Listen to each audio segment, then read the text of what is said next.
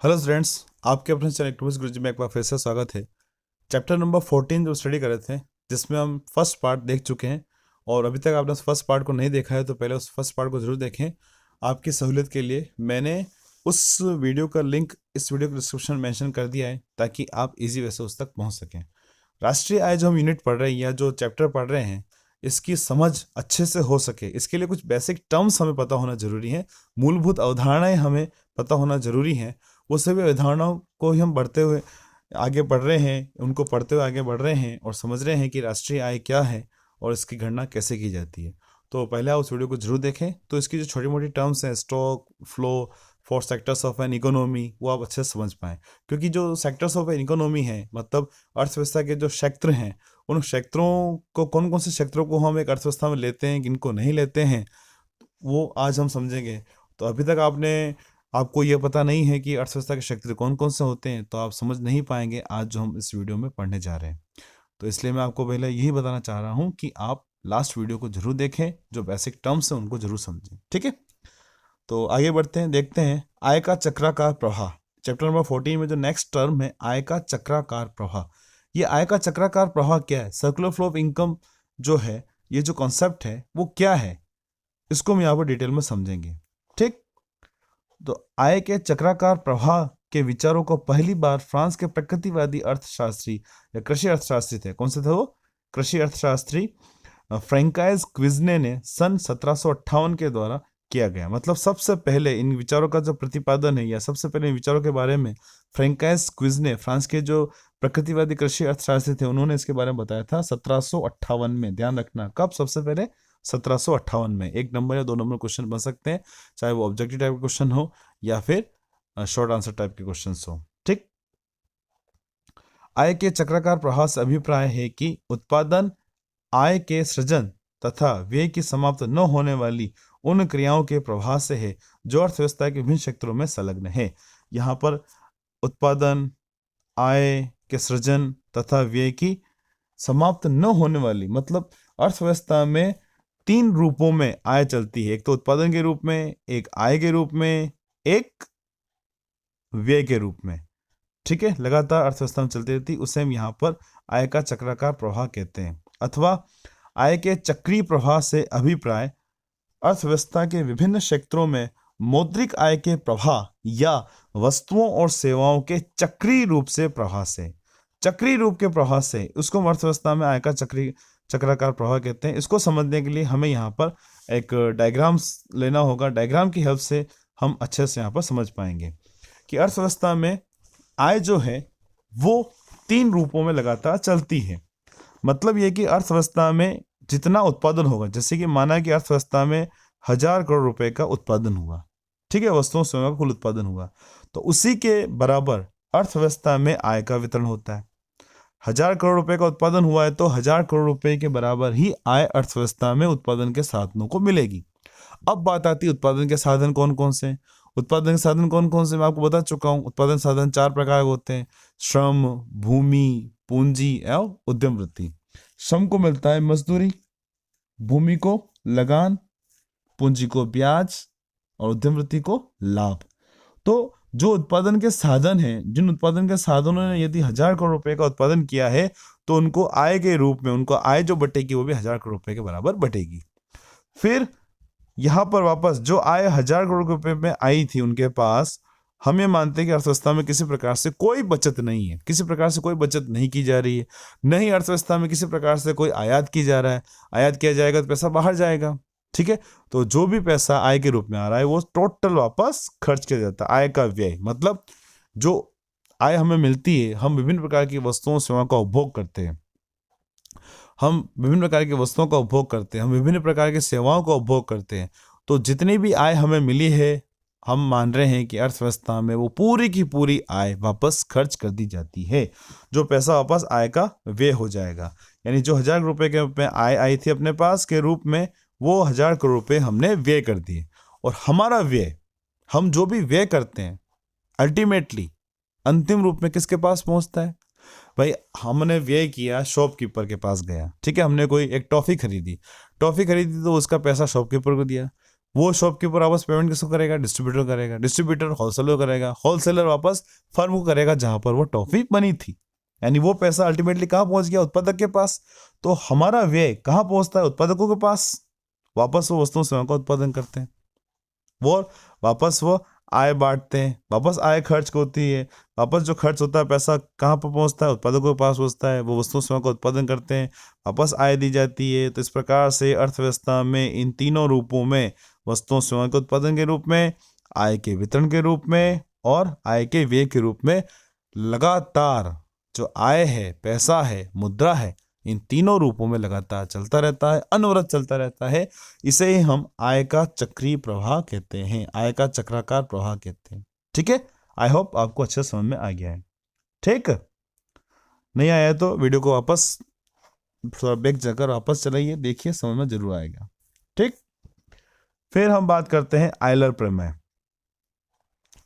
तो अर्थशास्त्री जो थे आयलर, उन्होंने चक्राकार प्रवाह के बारे में बताया था और कहा कि अर्थव्यवस्था में लगातार पैसा किन किन रूपों में घूमता रहता है।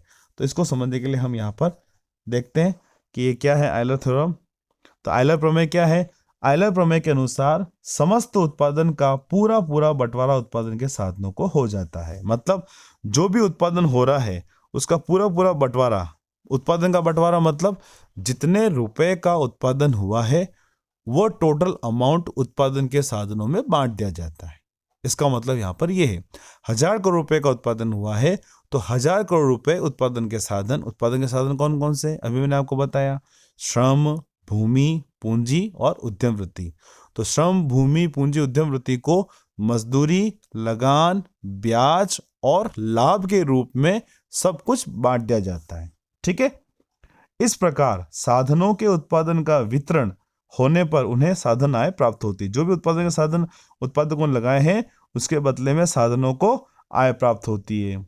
देश के लोगों द्वारा साधन आय को व्यय करके वस्तुओं सेवाओं को प्राप्त किया जाता है। अब अपने पास जो भी साधन आय आती है, अपने पास जो भी पैसा आया है, उन सभी पैसे को हम क्या करते हैं? खर्च करते हैं वस्तुओं सेवाओं पर, क्योंकि हमें जिंदा रहने के लिए कुछ न कुछ वस्तुओं का उपभोग तो करना ही है। तो हम या परिवार विभिन्न प्रकार की वस्तुओं सेवाओं का उपभोग करते हैं। तो वो पैसा जो अपने पास आय के रूप में आया था, साधन आय के रूप में आया था, वापस हम पूरा यहाँ पर खर्च कर देते हैं। ठीक है, तो इस प्रकार एक देश के परिवारों को व्यावसायिक फर्मों के मध्य उत्पादक आर्थिक क्रियाओं के द्वारा कमाई गई आमदनी घूमती रहती है, जिसे आय का चक्राकार प्रवाह कहते हैं। तो कुल मिला के सार गर्भित बात क्या है यहाँ पर आयलर प्रमेय के अनुसार, कि जो भी उत्पादन के साधन उत्पादन कर रहे हैं उनको साधन आय प्राप्त होती है। ठीक है, श्रम को मजदूरी प्राप्त होती है, भूमि को लगान प्राप्त होता है, पूंजी को ब्याज प्राप्त होता है और उद्यम वृत्ति को लाभ प्राप्त होता है। और वापस जो भी साधन आय मिली, साधन आय क्या है यहाँ पर? मजदूरी, लगान, ब्याज और लाभ। ये जो भी साधन आय है वापस खर्च कर दी जाती है वस्तुओं सेवाओं पर, वापस उत्पादकों के पास पहुंचता है, वापस उत्पादक साधन आय के रूप में इनको बांटते हैं, वापस जो गृहस्थ होते हैं, जो परिवार होते हैं, वापस खर्च करते हैं। तो इस प्रकार से अर्थव्यवस्था में लगातार आय जो है वो चक्रीय रूप में लगातार घूमती रहती है। इसे ही यहाँ पर आय का चक्राकार प्रवाह कहते हैं। ये आयलर थ्योरम है। ठीक, अब इससे रिलेटेड एक नोट है जो आप देख रहे हैं यहाँ पर, कि खुली अर्थव्यवस्था में आय के चक्राकार प्रवाह के क्षेत्रों की संख्या 5 होती है। एक हम खुली अर्थव्यवस्था की बात करें तो आय के चक्राकार प्रवाह की जो संख्या वो 5। हम यहाँ पे बंद अर्थव्यवस्था को ले रहे हैं। बंद अर्थव्यवस्था अर्थात ऐसी अर्थव्यवस्था जो अन्य देशों से आयात और निर्यात नहीं करती हो, मतलब शेष वित्त क्षेत्र नहीं है, पूंजी बाजार नहीं है, सरकार है तो भी उसका रोल नहीं के बराबर होगा। तो खुली अर्थव्यवस्था में आय के चक्राकार प्रवाह के 5 क्षेत्र हैं। कौन कौन से? एक तो परिवार, व्यावसायिक फर्में, पूंजी बाजार मतलब बैंकिंग पूरा आ गया, बैंक सिस्टम। ठीक है, और सरकार और शेष वित्त क्षेत्र, ये 5 प्रकार के होते हैं। ठीक है, पर हम यहाँ पर एक द्विक्षेत्रीय अर्थव्यवस्था को लें अथवा एक सरल अर्थव्यवस्था को लें। सरल अर्थव्यवस्था कौन सी? जिसमें सिर्फ कितने क्षेत्र हो? 2 क्षेत्र। और 2 क्षेत्र कौन कौन से? एक तो हो जाएगा परिवार क्षेत्र और दूसरा हो जाएगा उत्पादक क्षेत्र। तो एक द्विक्षेत्रीय अर्थव्यवस्था में आय का चक्राकार प्रवाह मॉडल क्या है, इसको हमें यहाँ पर समझना है। तो इसके लिए पहले यहाँ पे कुछ मान्यताएं यहाँ पर ली गई हैं। उन मान्यताओं के बारे में हमें समझना होगा कि वो मान्यताएं क्या है। उन मान्यताओं के रहते ही आय का चक्राकार प्रवाह मॉडल जो है वो हम अच्छे से समझ पाएंगे। उसके कार्यक्रम को समझ पाएंगे और वह मॉडल वास्तविकता में कैसे काम करता है उसको हम यहाँ पर समझ पाएंगे। ठीक है, तो वो मान्यताएं कौन कौन सी, ऐसी कौन कौन सी बातें हैं जिनको हमने यहाँ पर स्थिर माना है या दिया हुआ माना है हमने पहले ही। तो सबसे पहली जो है, एक देश में संपूर्ण उत्पादन केवल व्यावसायिक फर्में ही करती हैं। मतलब जितना भी उत्पादन हो रहा है वो व्यावसायिक फर्में कर रही हैं। अर्थव्यवस्था में बाहर से किसी प्रकार से कोई आयात नहीं हो रहा है। ओके, फिर सेकंड, व्यावसायिक फर्म में अपना संपूर्ण उत्पादन बेच देती। जो भी फर्में हैं वो अपना जितना भी उत्पादन होता है वो टोटल बेच देती। किसी प्रकार से कोई भी अपने पास कच्चे माल के रूप में या माल सूची के रूप में कोई भी उत्पादन नहीं रखा जाता है। ठीक है, तो बिना बेचा उत्पादन या कच्चा माल शेष नहीं बचता है। हम ये मानते हैं कि अर्थव्यवस्था में जितना भी उत्पादन हो रहा है वो फर्में पूरा का पूरा बेच देती हैं। ठीक है, फिर उसके बाद थर्ड कौन सी यहाँ पर, एक देश में सरकार तो होती है किंतु वह कर इत्यादि नहीं लेती है तथा लोगों को सहायता या अनुदान नहीं देती। हम मानते हैं कि सरकार तो होगी क्योंकि एक देश को चलाने के लिए सरकार तो आवश्यक है, चाहे वो खुली अर्थव्यवस्था हो या बंद अर्थव्यवस्था हो। तो हम यहाँ पर बंद अर्थव्यवस्था को ले रहे हैं, एक द्विशक्ति अर्थव्यवस्था को ले रहे हैं जिसमें सरकारी शक्ति तो होता है परंतु उसका रोल जो है नहीं के बराबर। रोल किस में, आर्थिक क्रियाओं में। न तो सरकार को किसी प्रकार से कोई टैक्स लगाती है, न सरकार को किसी प्रकार का अनुदान देती है। ठीक है, फिर फोर्थ, एक देश की अर्थव्यवस्था बंद है अर्थात विदेशों से आयात या निर्यात नहीं होता। मैंने आपको पहले बताया, हमने यहाँ पर बंद अर्थव्यवस्था को लिया है, न तो किसी प्रकार से कोई आयात किए जा रहे हैं यह माना जाता है, न किसी प्रकार से अपने देश से अन्य देशों को, अन्य अर्थव्यवस्थाओं को निर्यात किए जा रहे हैं यह माना जाता है। ठीक है, इन मान्यताओं के रहते हुए हमने यहाँ पर उन बातों को माना है, दिया हुआ माना है। इन मान्यताओं के रहते हुए एक अर्थव्यवस्था में आय का चक्रीकर प्रवाह क्या होता है, आय का चक्राकार प्रवाह क्या होता है, किस प्रकार से आय दो क्षेत्र कौन से, फर्म क्षेत्र और उत्पादक क्षेत्र तथा घरेलू क्षेत्र। तो इन दोनों क्षेत्रों के मध्य में किस प्रकार से आय चलती रहती है उसको हम यहाँ पर चित्र के द्वारा समझेंगे। डायग्राम आपके सामने है, इसको थोड़ा छोटा कर देते हैं ताकि आपको दिखे, पूरा कंप्लीट नजर आ रहा होगा आई होप। ठीक है, अगर आपको वीडियो अच्छा लग रहा है तो लाइक जरूर करें। इससे रिलेटेड जो भी कमेंट आपके माइंड में आते हैं तो कमेंट बॉक्स में कमेंट जरूर करें। ठीक, तो देख रहे हैं हम यहाँ पर दो क्षेत्र हैं, एक तो है परिवार क्षेत्र, दूसरा है व्यावसायिक अथवा फर्म क्षेत्र। ठीक है, परिवार क्षेत्र, सबसे पहले हम परिवार क्षेत्र लेते हैं। परिवार क्षेत्र साधन, उत्पादन के साधनों का स्वामी होता है। उत्पादन साधन कौन कौन से, अभी मैंने आपको बताया था, श्रम, भूमि, पूंजी, उद्यम वृत्ति। ठीक है, तो परिवार क्षेत्र से श्रम, पूंजी, भूमि और उद्यमी ये किधर जाते हैं, व्यावसायिक फर्म की तरफ। आप देख रहे हैं ये एरो बना हुआ है, ये परिवार क्षेत्र से व्यावसायिक फर्म की तरफ जाते हैं। ठीक है, क्योंकि जो भी उत्पादन के साधन होते हैं वो परिवार क्षेत्रों से ही आते हैं, परिवार क्षेत्र में ही उत्पादन के साधन होते हैं, हमने देखा था लास्ट वीडियो में। ठीक, अर्थव्यवस्था के क्षेत्रों में देखा था हमने। तो जो उत्पादन के साधन व्यावसायिक फर्मों के पास गए, बदले में व्यावसायिक फर्मों ने उनको लगान, मजदूरी, ब्याज और लाभ के रूप में परिवारों को आय प्रदान की। यानी उत्पादन के साधन परिवार से फर्मों के पास गए, फर्मों ने उनको वापस साधन आय के रूप में कुछ न कुछ भुगतान किया। साधन आय क्या है, मतलब जो उत्पादन के साधन गए थे उनको साधन आय के रूप में बांटा।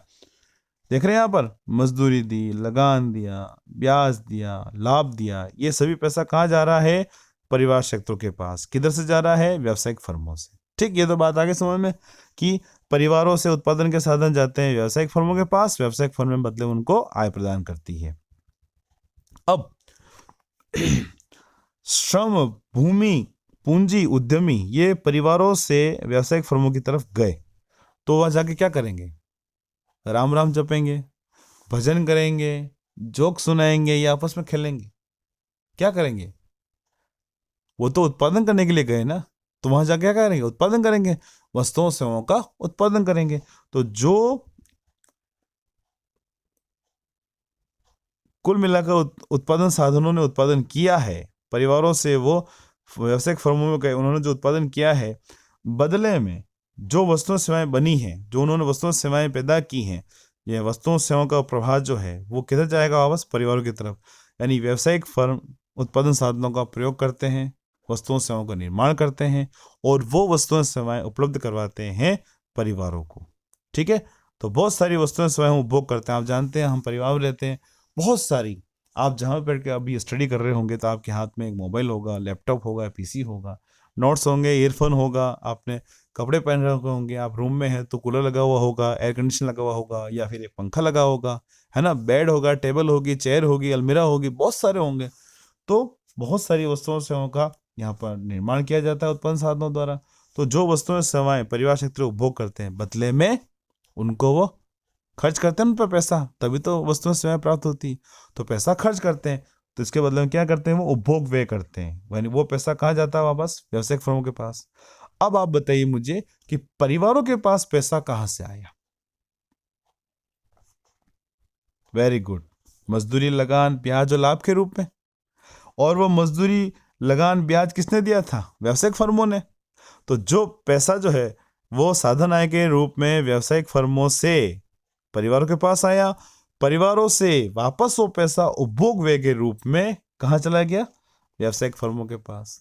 तो इस प्रकार से अर्थव्यवस्था में हम देखते हैं कि साधन आय के रूप में फर्मों, व्यावसायिक फर्मों से परिवार के पास पैसा आता है, परिवार उस आय को वापस उपभोग व्यय के रूप में खर्च कर देते हैं, व्यावसायिक फर्मों के पास पहुंच जाती है, व्यावसायिक फर्में वापस पुनः उत्पादन साधनों का प्रयोग करते हैं और आय बांटती है, वो आय जाती है परिवारों के पास, परिवार वापस खर्च करते हैं, वो वापस व्यावसायिक फर्मों के पास पहुंच जाता है, व्यावसायिक फर्में वापस आय का वितरण करती है, वापस परिवारों को आय प्राप्त होती है, परिवार वापस खर्च करते हैं, व्यावसायिक फर्मों के पास चला जाता है। तो इस प्रकार से अर्थव्यवस्था में कंटिन्यूटी में यह इस प्रकार से कार्यक्रम होता रहता है। इसे ही एक द्विक्षेत्रीय अर्थव्यवस्था में आय का चक्राकार प्रवाह मॉडल कहते हैं।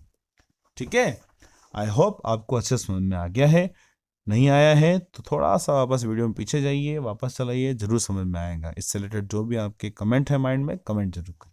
ओके, तो इस प्रकार से एक अर्थव्यवस्था में, एक द्विक्षेत्रीय अर्थव्यवस्था में आय के चक्राकार प्रवाह मॉडल को हम यहाँ पर समझ सकते हैं। द्विक्षेत्रीय अर्थव्यवस्था मतलब दो क्षेत्र हैं, एक तो हो गया परिवार क्षेत्र, घरेलू क्षेत्र, और दूसरा हो गया यहाँ पर व्यावसायिक फर्म क्षेत्र अथवा उत्पादक क्षेत्र।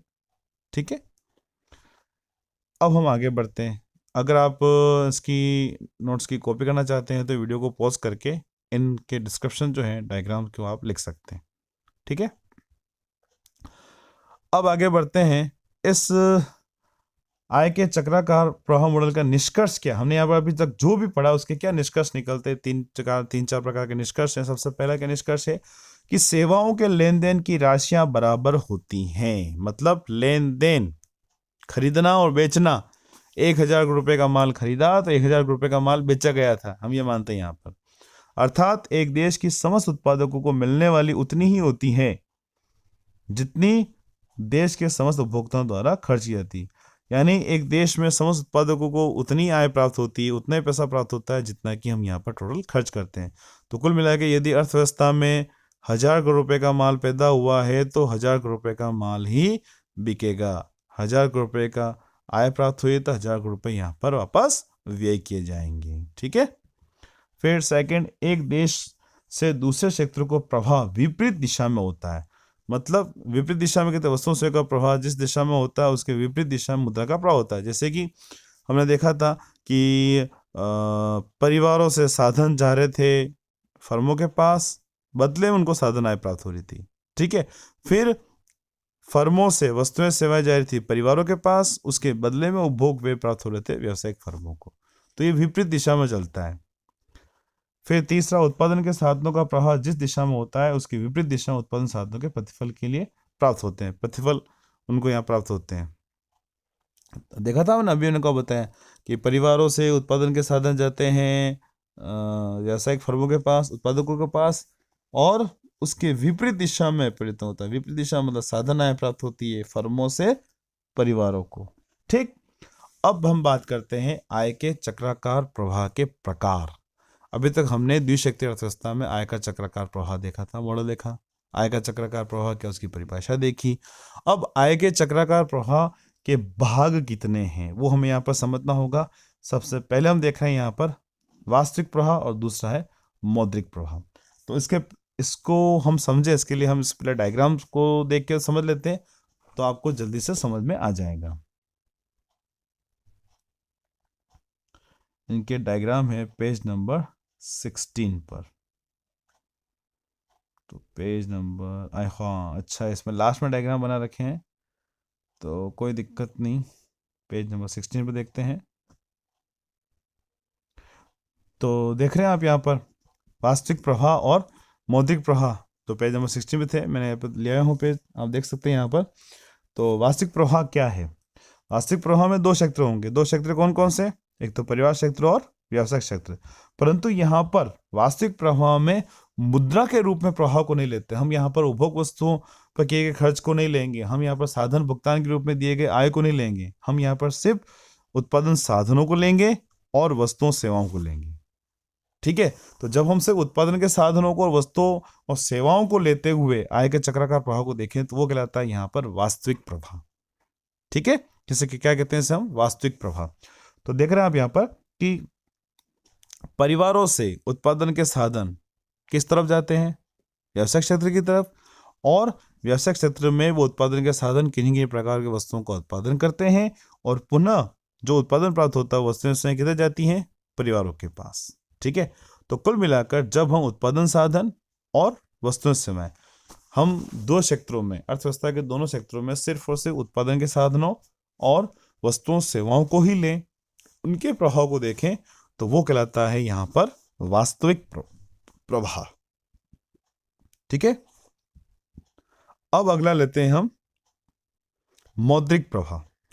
मौद्रिक प्रवाह में आप देख रहे होंगे कि जब हम सिर्फ और सिर्फ साधन आय, मजदूरी, लगान, व्यय और लाभ तथा उपभोग व्यय को लेते हैं दोनों क्षेत्रों में, अर्थव्यवस्था के दोनों क्षेत्रों में, तो वो कहलाएगा यहाँ पर मौद्रिक प्रवाह। मुद्रा के रूप में ले रहे हैं, यानी जो प्रवाह हो रहा है वो मुद्रा के रूप में हो रहा है। मुद्रा के रूप में कैसे? साधन आय, साधन आय क्या हो जाएगी? मजदूरी, लगान, व्यय, लाभ। ये किधर जाता है? व्यावसायिक फर्मों से परिवारों के पास। परिवार वापस वस्तुओं सेवाओं का उपभोग करते हैं, उस पर खर्च करते हैं, तो उपभोग व्यय के रूप में वो पैसा किसके पास चला जाता है? व्यावसायिक फर्मों के पास।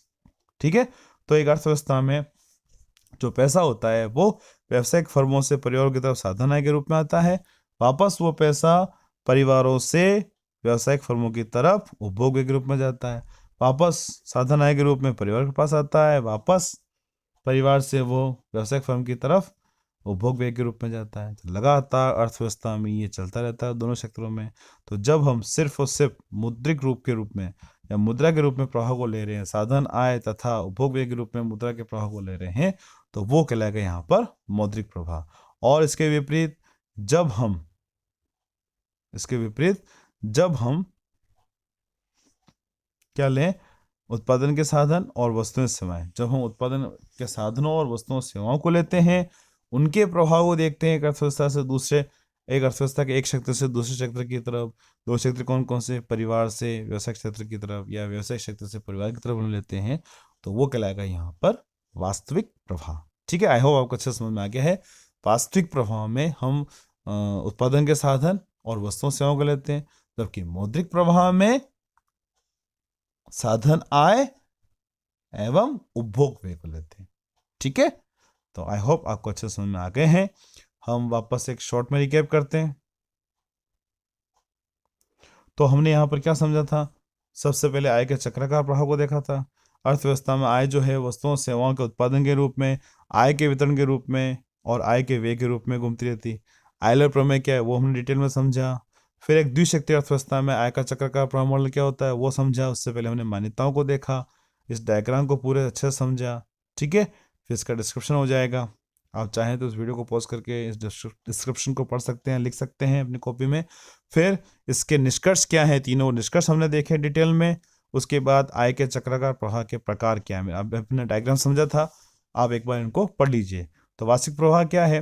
वास्तविक प्रवाह से अभिप्राय अर्थव्यवस्था के विभिन्न क्षेत्रों के बीच वस्तुओं सेवाओं के तथा साधनों की सेवाओं के प्रवाह से एक साधारण अर्थव्यवस्था में साधन सेवाओं का परिवार क्षेत्र से फर्म की ओर होता है तथा उसके प्रति वस्तुओं सेवाओं का फर्म क्षेत्र से परिवार क्षेत्र की तरफ होता है। हमने अभी जो डायग्राम देखे थे उसका ये डिस्क्रिप्टिव वे है। फिर उसके बाद मौद्रिक प्रवाह क्या है इसको हमने समझा था।